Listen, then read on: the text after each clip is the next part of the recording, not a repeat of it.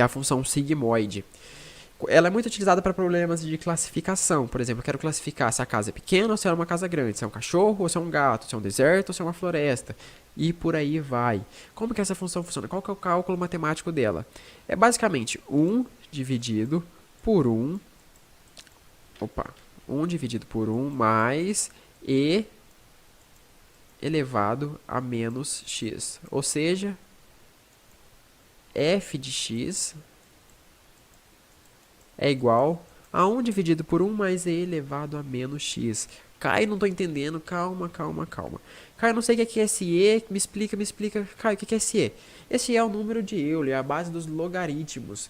Mas como que eu implemento isso então? Vou mostrar para vocês no Google Colab como implementar essa função em Python. Se vocês, na verdade, ó, deixa eu mostrar aqui antes pra vocês. Se vocês virem aqui no Wikipedia do Function Activation, vocês vão ver o desenho da nossa função, qual que é o plano cartesiano dela, a função, a derivada dela e o range, ou seja, ela vai de 0 até 1. Então, eu vou fazer um desenho aqui pra vocês. Deixa eu voltar aqui. Deixa eu criar um novo canvas. Eu tenho aqui e aqui. Qual que é o desenho, qual que é o valor que essa função traz pra gente? Qual que é o desenho dela no plano cartesiano? Não tá perfeito, né, porque eu fiz com o mouse, pessoal.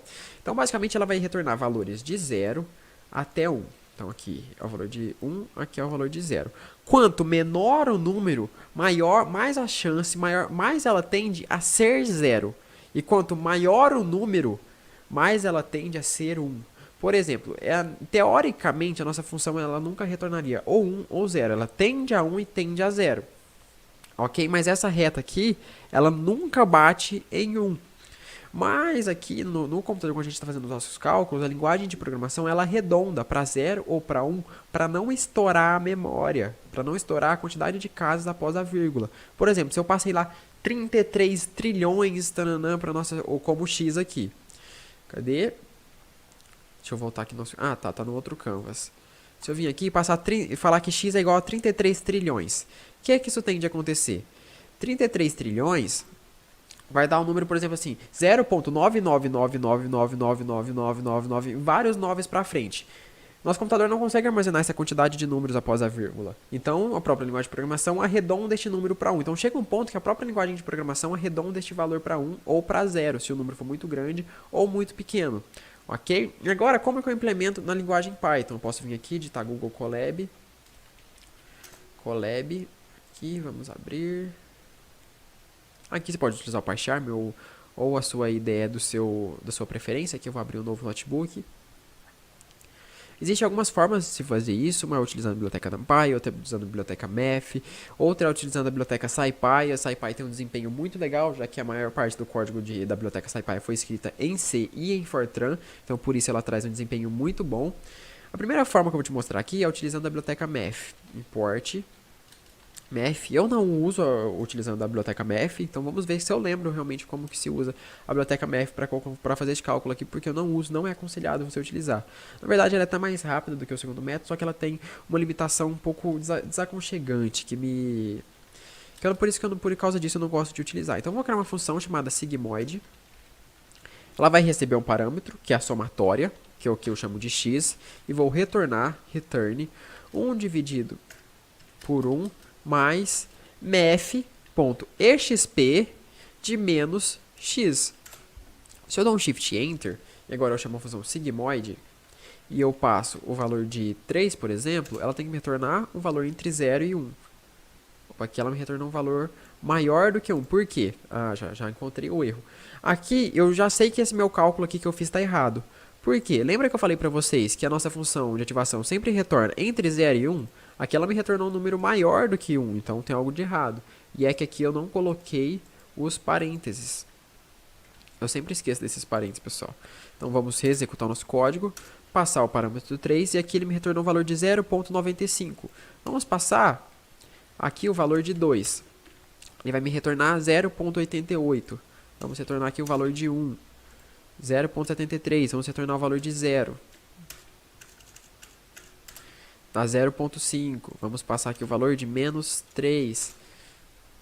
Vai dar menos 0.04. Vamos passar menos 300.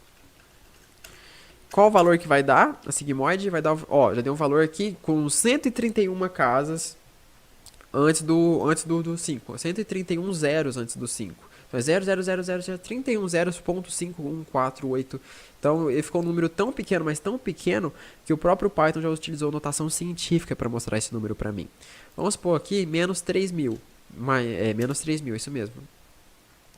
Aqui, ó, aconteceu Math Range Error. Já ficou um número com muita, que não tem memória para armazenar esses valores. Vamos passar aqui um valor como 2.000 aqui. Ele me retornou o valor de 1. Mas eu falei pra vocês que ela nunca retorna 1. Na verdade não, só que aqui a própria linguagem de programação arredondou para 1 para não estourar a memória, ok, pessoal? Tá, Caio, mas por que você não utiliza a biblioteca Math se ela é mais rápida que o próximo jeito que você vai mostrar? Por causa dessa limitação. Vamos supor que eu tenho um vetor, que aqui eu vou chamar de 1, 2, 3, por exemplo, e eu quero calcular a sigmoide V igual, 1, 2, 3, e eu quero calcular a sigmoide para esses três valores ao mesmo tempo. Vocês já vão entender por que isso é importante. Então, vou chamar a função sigmoide, vou passar como parâmetro V, vou dar um Shift Enter, e aqui ele me retornou um erro. Por quê? Ela não calcula para listas, para um conjunto de valores. A biblioteca Math ela calcula para um só. Então, como que eu faço para calcular para vários valores? Então, vou chamar a biblioteca NumPy, import NumPy as np. Aqui a sigmoide, bem simples, eu troco de math para np.xp. Vamos executar esse nosso código. Se eu chamar o valor de 2.000 aqui, falou que np não foi definido, tem que importar a função. Vamos chamar a função sigmoide, ela me retornou o valor de 1. Vamos passar o valor de 200, ela me retornou 1. Vamos passar o valor de 20, ela me retornou 0.999999. 79388. Então, você vendo que chega um número muito próximo a zero. Vamos passar o valor de 2. Está funcionando perfeitamente aqui a nossa função sigmoide com a biblioteca NumPy. Agora, qual que é a vantagem dela? Se eu crio aqui o NumPy Array, np.array, então eu tenho, deixa eu printar para vocês o V. Deixa eu apagar aqui, eu vou printar o V. Então, dentro da variável V, eu tenho o valor 1, 2, 3. É como se fosse um vetor da linguagem C mesmo, ou uma lista da linguagem Python.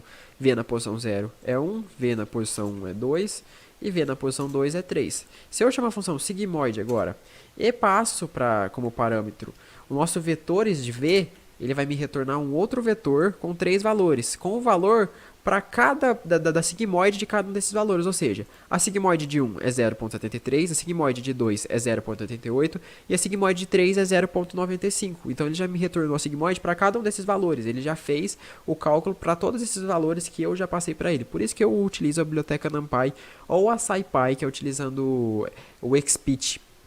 Ok, pessoal? Mas basicamente é isso. Aqui eu já mostrei para vocês como implementar a nossa função de ativação. E Caio, para que essa função de ativação serve? O que eu posso entender essa função de ativação? Por exemplo, o 0.2 aqui, vamos passar aqui como parâmetro o 0.2, Shift Enter. Então, se aqui, neste neurônio, eu estiver utilizando a função de ativação sigmoide, o resultado desse neurônio vai ser 0.54. 0.54. E o que eu posso entender este valor? Ela é utilizada para problemas de classificação. Por exemplo, vamos supor que neste problema aqui, é um problema que eu quero classificar se a casa se é uma casa grande ou se é uma casa pequena. E a primeira entrada é a quantidade de quartos, e a segunda entrada é a metragem quadrada. Então, ela tem 1 quarto e 1 metro quadrado. E são valores aleatórios que eu estou supondo para vocês. Então, eu posso entender o meu resultado aqui como o quê? Com a probabilidade de ser aquela classe ou de outra. No nosso caso é uma classe casa pequena e a classe casa grande. Então, se o valor aqui é 0.54, o que a nossa rede neural está dizendo? Que ela tem 54% de certeza, ou ela tem 54% de chance daquela casa ser uma casa pequena, por exemplo. Então, eu vou chamar aqui CP e CG. Ela tem 54% de certeza de ser uma casa pequena. Aí, o que eu posso compreender? Que eu posso fazer um if assim. Se esse resultado aqui for maior do que 0.5, eu classifico como uma casa pequena. Se for menor do que 0.5, eu classifico como uma casa grande.